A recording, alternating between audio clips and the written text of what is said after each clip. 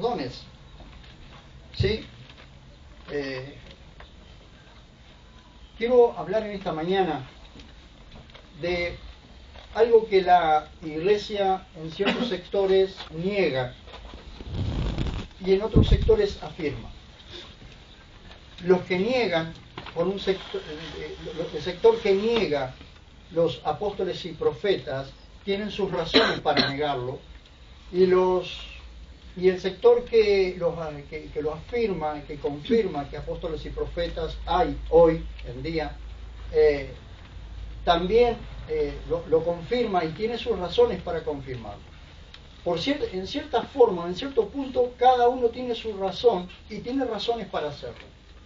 Lo que yo quiero hoy es aclarar algunas cosas para que el sector que niega los apóstoles y profetas tengan base bíblica para saber y creer que hay apóstoles y profetas en este día, hoy, en la actualidad. Por favor, pídanle a los chicos que se queden quietos y que no estén hablando unos con otros. Y el sector que afirma que hay apóstoles y profetas también tengan herramientas para poder defender lo que creen. O sea, por un lado tiene que haber, por un lado hay gente que niega, pero lo niega y no tiene base bíblica total para negar que hay apóstoles y profetas hoy. Y por otro lado, los que afirman que hay apóstoles y profetas, se habla, pero por ahí en ciertas oportunidades no tienen base bíblica para confirmar o afirmar que hay apóstoles y profetas.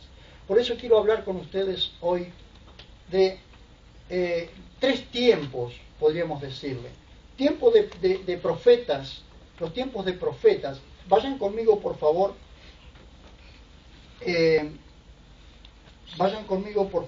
A Mateo capítulo 11, verso 13. Iniciamos allí.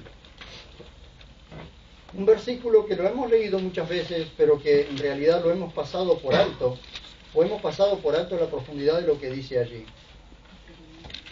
Voy a ser breve esta mañana porque tengo todo un preparativo. 11:13, Mateo 11:13, y presta atención a lo que dice este versículo. Por eso siempre les digo, debemos aprender a prestar atención a cada versículo, cada punto, cada coma que hay, porque siempre nos dice algo. Siempre, si está allí es porque algo nos dice. Vean ustedes, si hay apóstoles y profetas, pero comencemos por los profetas. ¿Cuándo los profetas se terminaron? Los profetas del antiguo pacto, ¿cuándo se terminaron? Ven lo que dice ustedes, ven lo que dice la Biblia en 11:13. Porque todos los profetas y la ley profetizaron hasta Juan. ¿Hasta qué Juan está hablando? Juan el Bautista. El último de los profetas del antiguo pacto fue Juan el Bautista, no fue Malaquías, como se cree. Malaquías dio la última profecía, por decirlo así, 400 años antes de que viniera Jesús a la tierra. Pero Juan el Bautista fue el último profeta del orden, de ese tipo de orden, del orden del antiguo pacto o del Antiguo Testamento. ¿Ven? Allí se termina, en Juan el Bautista, allí se termina un tiempo, una era de profetas. Viene el tiempo de transición. El tiempo de transición es el tiempo en que Jesús predicó sobre esta tierra, porque Él fue el profeta de Dios, llamado profeta de Dios. Saben que en Jesús se cumplieron los 5 ministerios. Se cumplió el ministerio de apóstol, que lo dice el libro de Hebreos, tou apostolón, que es el apóstol. Cuando Pablo se presenta como un apóstol de Jesús. Pero cuando en el libro de Hebreos se presenta a Jesús, se lo presenta como el apóstol, el enviado de Dios. Ahí se cumple en Jesús el ministerio apostólico. Y Él establece a los 12 apóstoles. Y Él establece por un llamado, luego de un tiempo, al apóstol Pablo en el camino a Damasco. Él establece esos profetas, esos apóstoles, que son los apóstoles fundadores. Entonces Jesús cumple, por un lado, el ministerio de profeta. Es el profeta, digamos, el profeta transicional. El profeta entre el último profeta del Antiguo Testamento y el primer profeta del Nuevo Testamento o del Nuevo Pacto. ¿Ve? Entonces, se cumple en Jesús el ministerio de profeta, se cumple en Jesús el ministerio del apóstol, se cumple en Jesús el ministerio de evangelista, porque Él fue evangelista, Él evangelizó. Todo lugar donde Él pisó, Él evangelizó. Él llevó las buenas nuevas, que decía, arrepiéntanse porque el reino de Dios se ha acercado.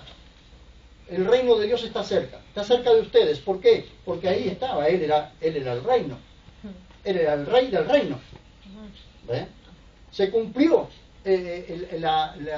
se cumplió el ministerio de maestro, porque enseñaba como quien tenía autoridad, no como sus escribas, no como los escribas de ellos, dice el evangelista. ¿Ve? Se cumple el ministerio de pastor, lo llama en una de las epístolas, Pedro, si no me equivoco, lo llama el príncipe de los pastores, ¿ve? Porque él miraba a la gente, miraba a las multitudes que andaban esquilmadas, que andaban destruidas, sin rumbo, como ovejas sin pastor, y él, sus entrañas se conmovían de tal manera que él las pastoreaba. Porque los que debían pastorearlas, ¿sabe dónde estaban? En los lugares lujosos, escondidos, en 4 paredes. Yo realmente no quiero ser un pastor de 4 paredes. No quiero ser un pastor que espera a que la gente venga. Yo quiero ir a donde está la gente. Y donde yo me pueda mover y Dios me permita moverme, quiero moverme. En la necesidad de la gente. Si tengo que arremangarme si yo tengo que arremangarme para meter mis manos en la porquería de la gente, por decirlo así, perdonen la expresión, lo voy a hacer. Pero quisiera también que tengamos una congregación que sepa arremangarse y buscar a la gente también, a buscar a los grandes, a los chicos, a los jóvenes, que busquen. Porque el Señor nos dio una enseñanza maravillosa. ¿Cuál fue? Él no se quedó en el templo y dijo, Él podría haber dado 4 voces con su autoridad y la gente venía y se amontonaba en el templo. Pero las únicas veces que entró Él al templo fue para echar a los cambistas y a los ladrones. Si no, recorrió las aldeas, recorrió los lugares, buscando a la gente. Él la buscaba. La gente lo buscaba porque Él iba donde estaba la gente. ¿Ven? Los 5 ministerios se cumplieron en Jesús. Jesús fue la transición entre los profetas, entre los antiguos profetas, aquellos que nos dejaron el antiguo pacto, ¿sí? Aquellos que escribieron las profecías del antiguo pacto, aquellos que escribieron los salmos, aquellos que escribieron, como Moisés, que escribió el Pentateuco, los 5 primeros libros, profetas mayores, profetas menores, todo eso se cumplió y todo eso llegó hasta Juan. Juan fue el último de ese orden de profetas. Ahora Jesús, el profeta transicional, profeta de Dios, que hablaba de parte de Dios porque Él era Dios, profeta transicional. Él se asciende, él va a la cruz, muere, es sepultado, luego resucita, estableciendo a los 12. Y cuando Él se va, viene el Espíritu Santo sobre los 12 apóstoles, que son los apóstoles fundacionales. Quiero mostrarles algunos pasajes, por favor, que quiero que tengan en cuenta. Por ejemplo, Efesios capítulo 2, verso 20 y Efesios capítulo 3, verso 5. Quiero mostrarles por qué cierto sector de la iglesia dice que ya no hay profetas, que ya no hay apóstoles y profetas. Y tienen razón. ¿Por qué? Si vamos a los profetas y apóstoles que trajeron la revelación, que pusieron el fundamento, la revelación, si vamos a esos, no existen más. Se terminó con el último, que seguramente fue Juan, el último de los apóstoles que vivió. Juan, cuando exiliado en la isla de Patmos, escribió el Apocalipsis. Él escribe el Apocalipsis y se cierra el canon bíblico.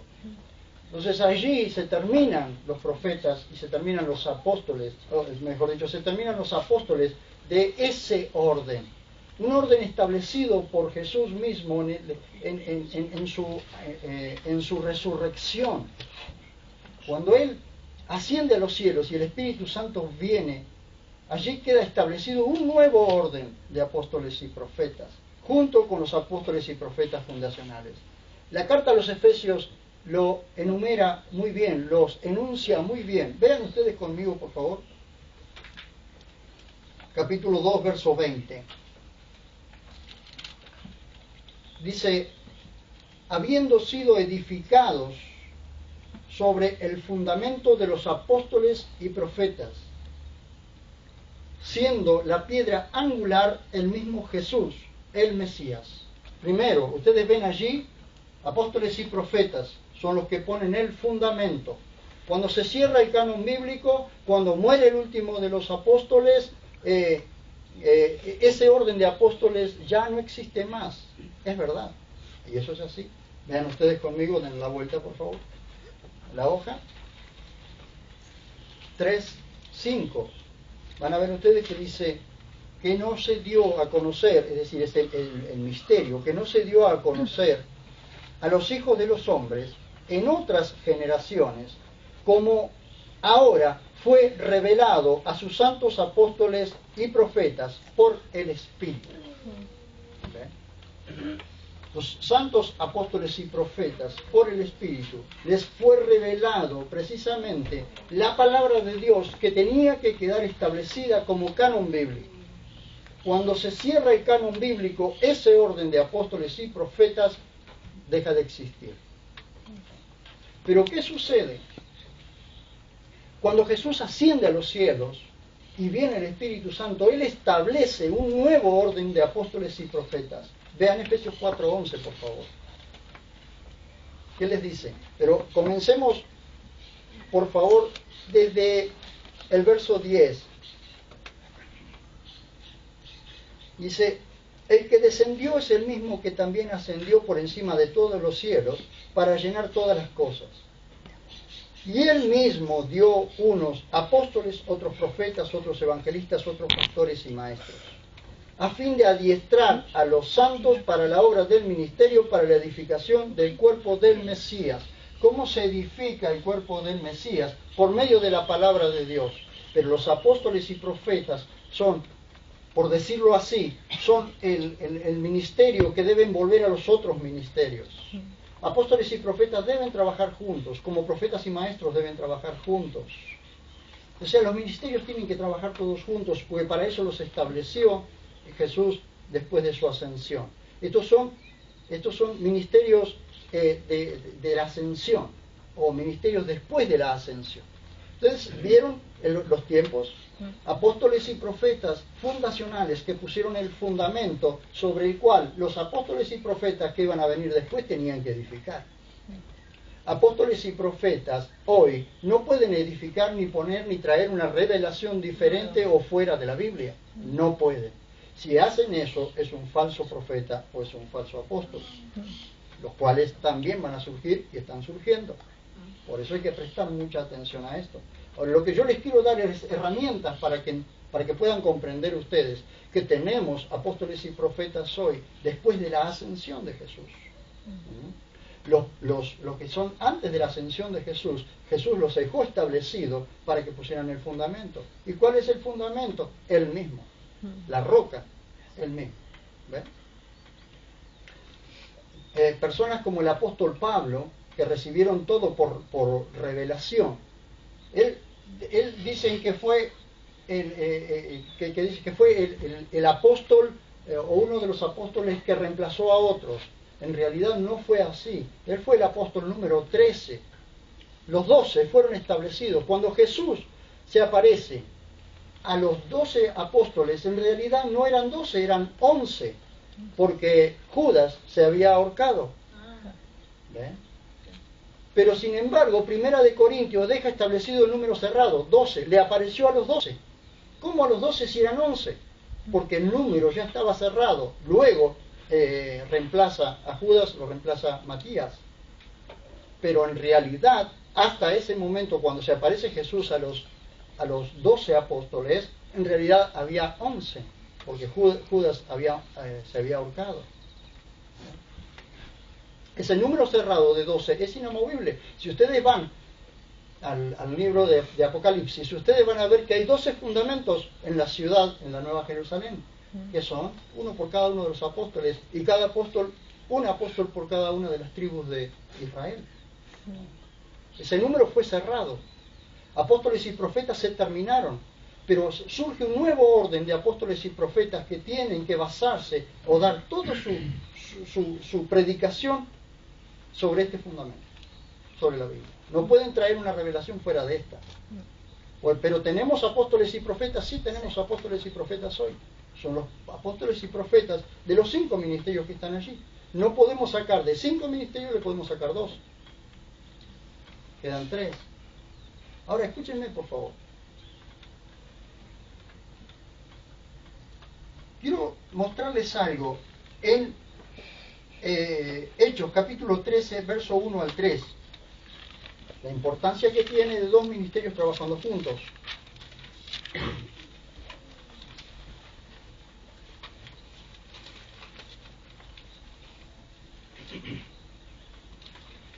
Lean conmigo, por favor, capítulo 13 de Hechos. Ahora bien, dice, había en la iglesia que está en Antioquía, que dice, profetas y maestros. Bernabé, Simón, llamado Negro, o llamado Níger, como dicen algunas otras versiones, Lucio, el Cireneo, Manaén, Colactaneo, es decir, que se alimentó junto con Herodes, el tetrarca, y Saulo. Saulo todavía no era apóstol, todavía no había sido nombrado apóstol, no había sido reconocido como un apóstol a los gentiles. Todavía se llamaba Saulo, no se llamaba Pablo. Estando estos ministrando al Señor y ayunando, dijo el Espíritu Santo, apartadme a Bernabé y a Saulo para la obra a la que los he llamado. Y habiendo ayunado y orado, les impusieron las manos y los dejaron marchar. Los soltaron. Es decir, no es que se fueron y nunca más volvieron, los soltaron. Es como si un día el llamado sobre nuestro hermano, sobre Franco, se hiciera tan fuerte que dice, este es el tiempo para salir. Este es el tiempo que llamo a Franco para salir a la obra. Él ya está preparado, está en una edad madura, está listo para salir. Nosotros como iglesia no podemos retenerlo. Cuando Dios lo llama, nosotros lo tenemos que soltar. Por eso Dios tiene que preparar el corazón primero de su mamá, de su papá y de la iglesia para soltarlo. Nosotros no podemos retener. ¿Saben por qué muchas veces la gente se va con un llamado misionero, se va a otro lado? Cuando la iglesia no tiene visión misionera, porque no lo suelta. Entonces ustedes observan, ellos son llamados a la obra. Bernabé y Saulo son llamados a la obra. El Espíritu Santo dice, apártenlo, pónganlos aparte, impónganle las manos y déjenlos marchar para la obra para la cual yo los llamé.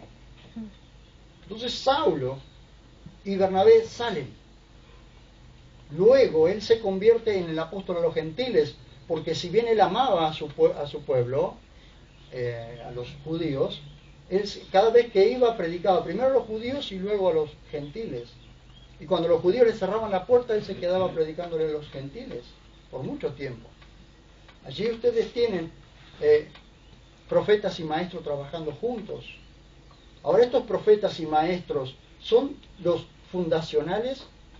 Algunos sí, había algunos allí que eran fundacionales, pero había otros que no, que eran profetas y maestros. Hay un profeta allí en el libro de los Hechos, si ustedes han leído, que se llama Agabo.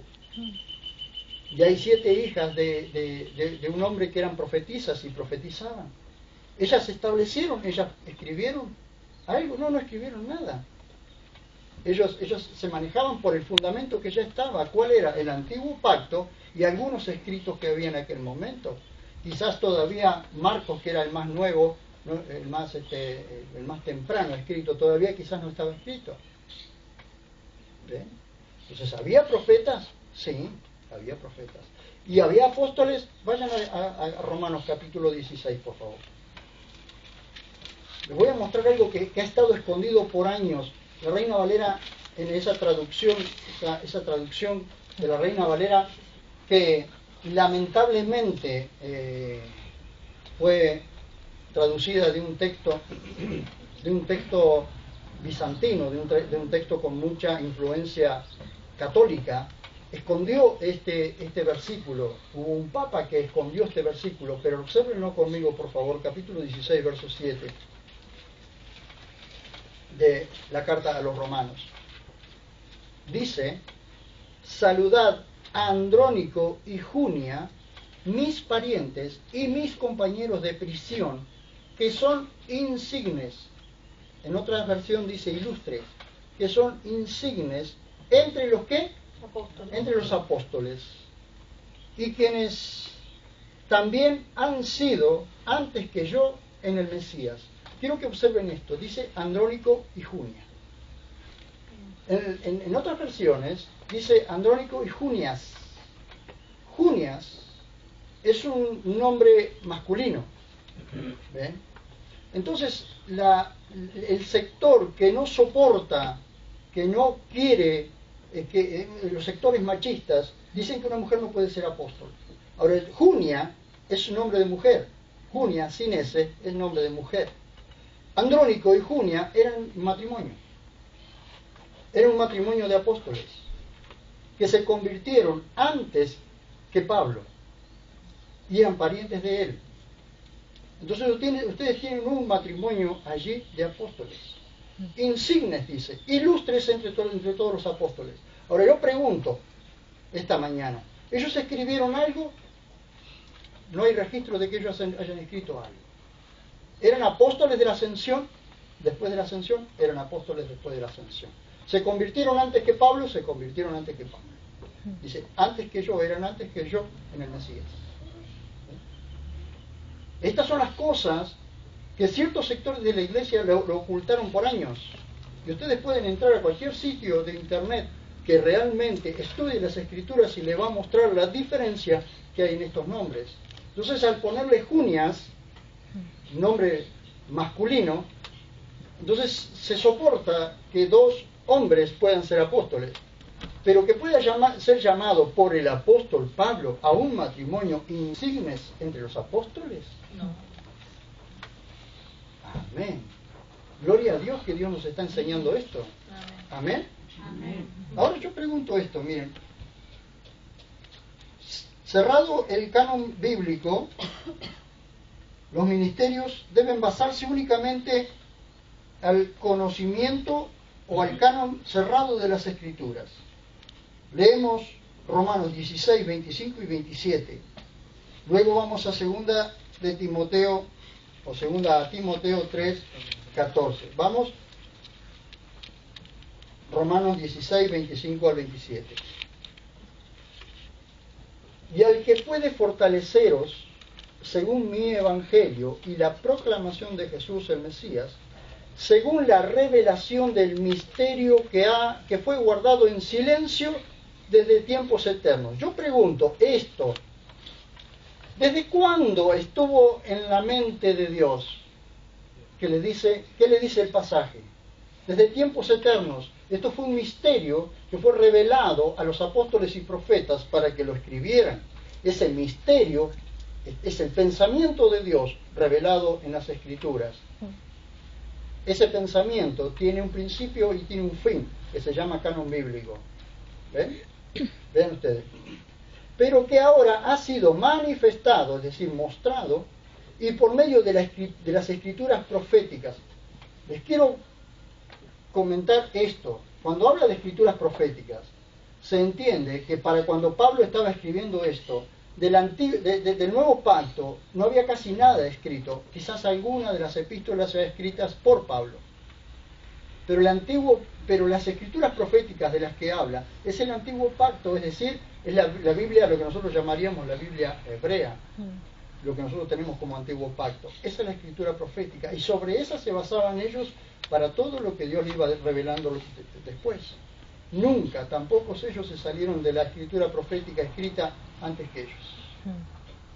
Aún esos apóstoles y profetas jamás trajeron pensamientos y escribieron pensamientos que se les ocurrió. Siempre Dios los guió por medio de las escrituras proféticas a escribir lo nuevo que Dios le iba revelando. Pero siempre lo nuevo, ¿saben qué? Lo nuevo era revelación de lo antiguo. El antiguo pacto está revelado en el nuevo. Y el nuevo estaba oculto en el antiguo. Aleluya. Aleluya. Dice, según el mandamiento del Dios eterno, se ha dado a conocer a todas las gentes para que obedezcan a la fe. A Dios, el único sabio, sea la gloria por medio de Jesús el Mesías, para siempre jamás. Amén. Amén. ¿Dónde nos vamos a basar? En las escrituras que Dios nos ha dejado. Amén. Segunda de Timoteo 3, capítulo 14 al 17. Segunda de Timoteo 3, 14 al 17. Dice: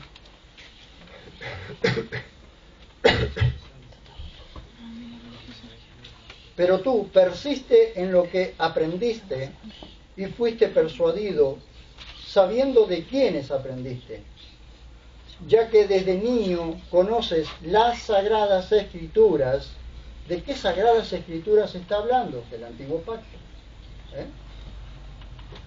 Las cuales pueden hacerte sabio en la salvación que por la fe hay en Jesús el Mesías. Que dice, toda la escritura es inspirada por Dios y es útil para la enseñanza, para la refutación del error, para la corrección, para la instrucción en la justicia. ¿A fin de qué? A fin de que el hombre de Dios esté completamente calificado, equipado para toda buena obra. ¿Tenemos permiso para salirnos de la Biblia? No tenemos permiso. No hay permiso escritural para salirnos de la Biblia. Ahora, si nosotros queremos respuesta, en la Biblia están todas las respuestas que necesitamos desde el día que nacimos hasta el día que nos morimos. ¿Verdad? Segunda de Pedro, por favor, capítulo 1. Estamos casi terminando. Segunda de Pedro, capítulo 1.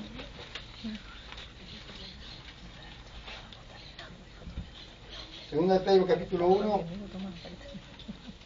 verso 19 al 21. Dice, tenemos también, ahora, ¿en qué contexto habla Pedro esto? Ustedes recuerdan que Pedro fue con Jacobo y Juan al monte de la transfiguración. Jesús se transfiguró en aquel monte y a su lado apareció Moisés y Elías. Moisés representando la ley, Elías representando a los profetas.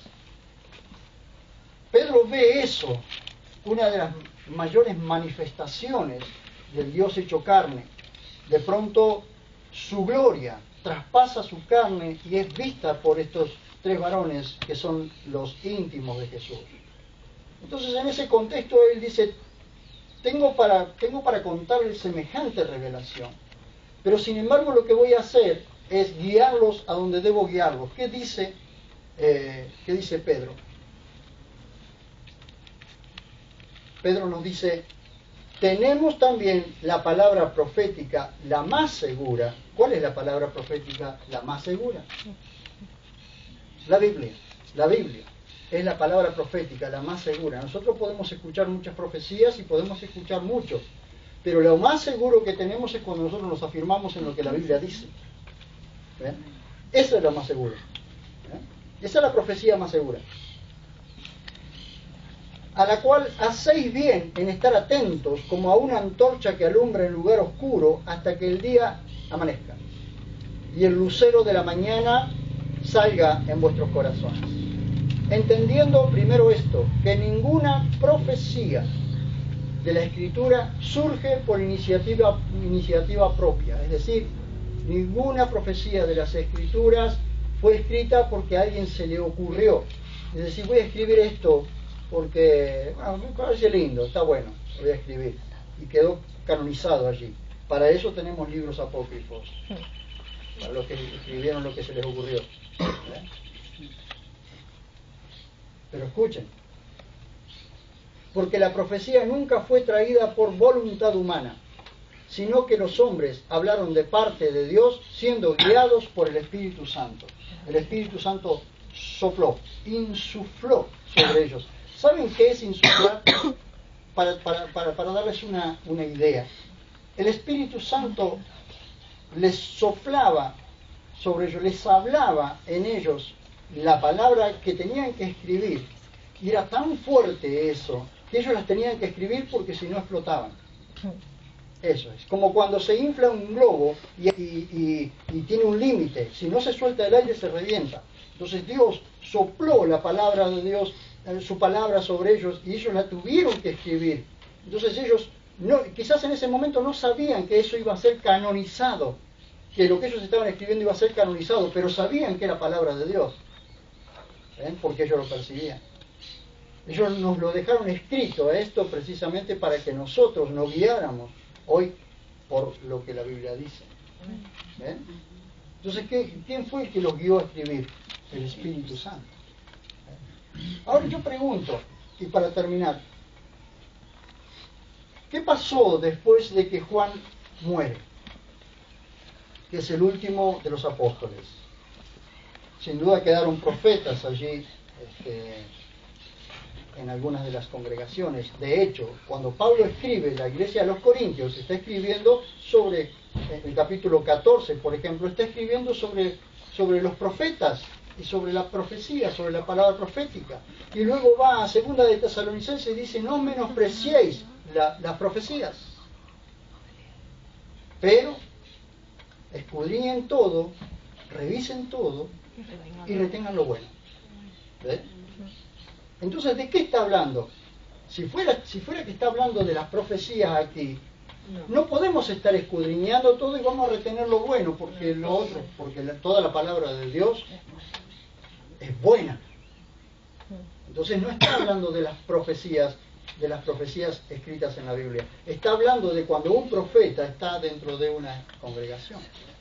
Entonces escuchen, ¿sí? Escuchen, escudriñen, vean si lo que se está diciendo y retengan lo bueno. Todo profeta que profetiza, cuando es verdadero, se va a cumplir. Hoy, mañana o pasado se va a cumplir. ¿Saben cuál es el problema de la gente? Que siempre andamos detrás de los profetas para ver qué nos dicen. ¿Saben qué? A veces ponemos en un compromiso a los profetas porque tienen que andar profetizando y a veces que son tan presionados que confunden la palabra de Dios con un pensamiento suyo. ¿Por qué? Porque son presionados por la gente. Una de las cosas que vamos a hacer en esta congregación es jamás presionar a un profeta para que profetice. Si hay palabra de Dios, que la suelte. Si no hay palabra de Dios, que no suelte nada. ¿Vale? Amén. Entonces nos vamos a asegurar de que las cosas sean como Dios quiere que sean. ¿Vale? Ahora, hubo apóstoles después del último, después de Juan. Les doy unos nombres. Martín Lutero, Juan Calvino, Ulrico Zwinglio, John Knox, Wycliffe. Pregunto, ¿estos fueron reformadores? Estos fueron hombres que establecieron un nuevo orden, que establecieron la palabra de Dios como la verdadera, como la real, que establecieron la palabra de Dios como fundamento de la iglesia. Si ustedes entran en internet, ustedes verán lo que hicieron estos hombres. Se equivocaron, seguro que se equivocaron, eran humanos, pero fueron apóstoles estos hombres. Yo, y esto es personal, esos hombres para mí fueron apóstoles de la fe, enviados por el Señor para refutar, como dice, refutación del error. Algunos de ellos salieron del catolicismo, eran monjes, como Martín Lutero, como Juan Calvino, y entendieron el llamado de Dios y entendieron que las escrituras eran la verdad, y ellos enfrentaron el sistema religioso de ese momento, transformaron el sistema, reformaron las cosas. Pero permítanme decirle, pero para mí ellos fueron apóstoles. Y les nombré 4 nada más, que se consideran reformadores. 4. ¿Y cuántos más deben haber aparecido y nunca se les reconoció como apóstoles?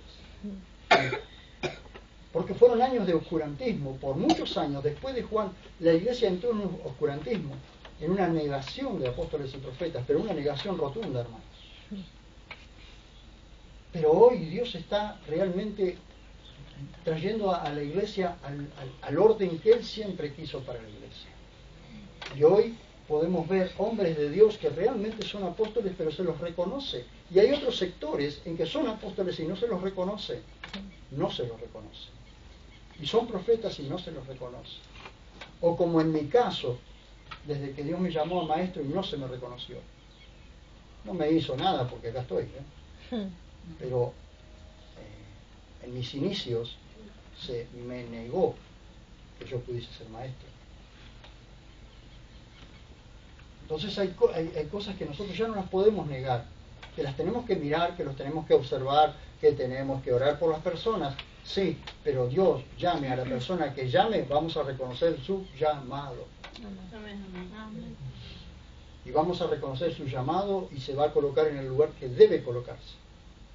¿Amén? Amén. Sigamos orando para que se sigan manifestando los dones, los talentos, los ministerios. Hay personas aquí que tienen talentos que ni siquiera saben. Hay personas aquí que tienen dones que ni siquiera, que no es que no saben. Que ustedes saben que hay algo a lo que Dios los está llamando. Suelten su pasado, suelten lo viejo y vayan a lo nuevo que Dios tiene. ¿Amén? ¿Amén? Amén. Nos comprometemos a orar los unos por los otros. Amén. Podemos ser una iglesia muy fuerte, y todos los ministerios, dones y talentos tienen que estar funcionando para beneficio de la iglesia y para beneficio de la gente. Amén. Yo me quiero aprovechar de tu don. Y ustedes se están aprovechando de mí. ¿Oramos? Pónganse de pie.